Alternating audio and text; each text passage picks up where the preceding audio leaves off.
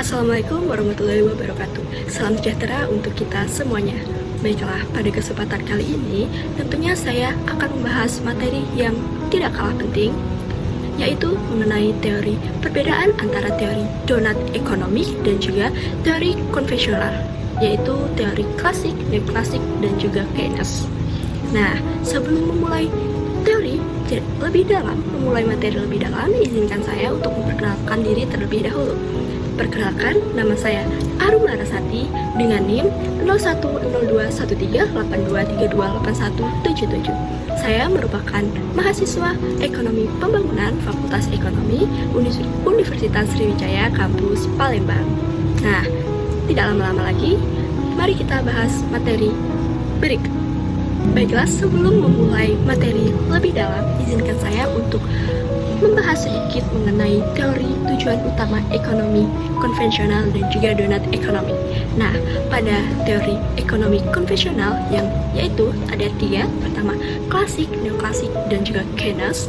Ketiga aliran ini meskipun memiliki mekanisme berbeda, akan tetapi memiliki satu kesamaan fundamental, yaitu fokus pada pertumbuhan ekonomi atau PDB sebagai indikator utama keberhasilan suatu negara. Pertumbuhan sering kali dianggap harus bersifat tanpa batas. Nah, sedangkan pada donat economics, yaitu tujuannya utama menggeser tujuan dari pertumbuhan tanpa akhir menjadi keseimbangan atau thrifting in balance. Tujuannya sendiri yaitu memastikan tidak ada manusia yang kekurangan kebutuhan dasar atau lingkaran dalam donat. Namun secara kolektif kita tidak melampaui batas ekologis planet bumi atau lingkaran luar donat. Nah, saya akan membahas mengenai teori-teori ini semua secara singkat satu persatu. Yaitu yang pertama mengenai teori klasik. Nah, teori klasik ini sendiri, inti dari pemikirannya yaitu pasar bebas akan mengatur dirinya sendiri atau yang biasa kita ketahui dengan istilah invisible hand, yaitu pemerintah tidak ikut campur. Nah, tokoh utama dari teori klasik yaitu Adam Smith dan David Ricardo, dan fokus utama mereka yaitu pada produksi, akumulasi modal, dan pertumbuhan jangka panjang. Selanjutnya yaitu teori neoklasik. Nah, untuk teori neoklasik, inti pemikirannya yaitu individu adalah makhluk rasional yang memaksimalkan kepuasan atau utility. Nah, harga ditentukan oleh permintaan dan juga penawaran di pasar. Tokoh utamanya yaitu Alfred Marshall dan juga Leon Walsall. Nah, fokus utama mereka yaitu alokasi sumber daya yang efisien melalui mekanisme pasar. Yang ketiga yaitu teori Keynes. Nah, teori Keynes ini yaitu pasar tidak selalu bisa mengatur diri atau bisa terjadi depresi. Nah, pemerintah harus ikut campur tangan, terutama dengan kebijakan fiskal atau belanja negara untuk mengelola permintaan agregat. Nah, untuk tokoh utamanya yaitu John Maynard Keynes. Untuk fokusnya yaitu stabilitas ekonomi jangka pendek, mengatasi pengangguran dan resesi. Dan yang terakhir yaitu donat ekonomi. Donat ekonomi ini yaitu ekonomi harus berfungsi di dalam ruang aman antara landasan sosial atau memenuhi kebutuhan manusia dan langit-langit ekologis, tidak merusak planet. Pertumbuhan tanpa batas adalah mitos. Nah, untuk tokohnya sendiri yaitu Kate Raworth.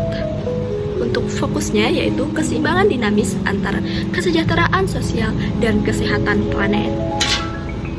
Nah, selanjutnya saya akan membahas mengenai perbandingan secara detail dari ekonomi klasik, yaitu secara ekonomik berfokus pada output atau PDB. Untuk ekonomi neoklasik yaitu untuk kepuasan individu atau utilitas. Yang ketiga, ekonomi Keynes yaitu lapangan kerja penuh atau full employment. Sedangkan donat ekonomik berpandangan bahwa ekonomi ini semata. Nah, selanjutnya yaitu pandangan tentang alam dan juga lingkungan. Menurut teori klasik, alam adalah stok sumber daya atau tanah bahan tambang yang bisa dieksploitasi, tidak ada batas. Menurut teori neoklasik, alam adalah eksternalitas. Kerusakan lingkungan adalah kegagalan pasar yang bisa diperbaiki dengan pajak. Sedangkan menurut Keynes, alam hampir tidak dipertimbangkan. Fokus pada permintaan dan sirkulasi bisnis. Nah, yang terakhir donat yaitu langit-langit ekologis, 9 batas planet seperti iklim, polusi, hilangnya keanekaragaman hayati adalah batas absolut. Selanjutnya yaitu pandangan tentang manusia. Menurut teori klasik, manusia yaitu Homo economicus. Manusia yaitu rasional, egois, dan selalu berusaha memaksimalkan keuntungan material. Menurut teori neoklasik, manusia yaitu sama kurang lebih seperti teori klasik, rasional, memiliki informasi sempurna, mementingkan diri sendiri. Menurut ekonomi Keynes, yaitu lebih realistis, manusia bisa bereaksi tidak rasional, animal spirit, tapi tetap didorong konsumsi. Dan yang terakhir, menurut Donat Economic, manusia sosial dan adaptif, bukan hanya konsumen, tapi juga pengasuh, warga, komunitas, dan bagian dari alam. Yang keempat yaitu peran pasar dan negara. Menurut klasik, pasar bebas atau laissez-faire, negara minimal hanya polisi. Sedangkan menurut neoklasik, pasar itu efisien, intervensi negara sebaiknya minimal. Menurut Keynes, negara harus aktif mengelola permintaan agregat melalui belanja pajak dan suku bunga. Nah, yang keempat yaitu peran pasar dan negara. Menurut ekonomi klasik, pasar adalah pasar bebas, yaitu laissez-faire. Negara minimal hanya memiliki polisi, pengadilan, dan juga pertahanan. Menurut teori neoklasik, pasar itu efisien. Intervensi negara sebaiknya minimal hanya untuk mengatasi monopoli atau eksternalitas. Menurut Keynesian, negara harus aktif mengelola permintaan agregat melalui belanja, pajak, ataupun suku bunga. Dan menurut Donat, pasar, negara, dan komunitas bersama-sama. Semuanya harus didesain ulang, bukan diatur ulang untuk mencapai tujuan sosial ekologis. Yang kelima, yaitu ada ukuran keberhasilan. Untuk teori klasik, pertumbuhan PDB produktivitas akumulasi modal itu merupakan ukuran keberhasilannya.